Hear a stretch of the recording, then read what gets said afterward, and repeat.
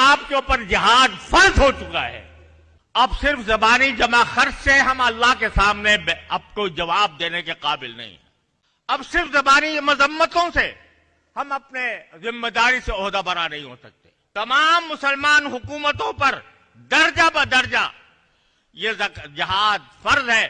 آنکھوں سے اپنے سامنے 55,000 سے زائد کلمہ توحید کے ماننے والوں کو ذبح ہوتے دیکھ کر بھی اگر ان پر جہاد فرض نہ ہو، اگر پھر ان کے اسلحہ کس کام کے، ان کی فوجیں کس کام کی، اگر وہ اپنے مسلمانوں کو اس ظلم و ستم سے نجات نہ دلا سکے.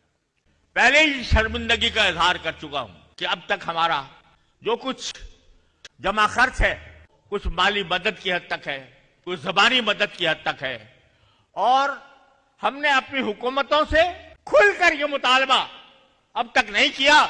آج آپ کے اوپر جہاد فرض ہو چکا ہے. ساری اسلامی حکومتوں پر جہاد فرض ہو چکا ہے. شرعاً الاقرب فالاقرب کے اصول پر تمام مسلم حکومتوں پر جہاد فرض ہو چکا ہے، جس کے نتیجے میں فلسطینیوں کی نصرت امت مسلمہ پر واجب ہو چکی ہے.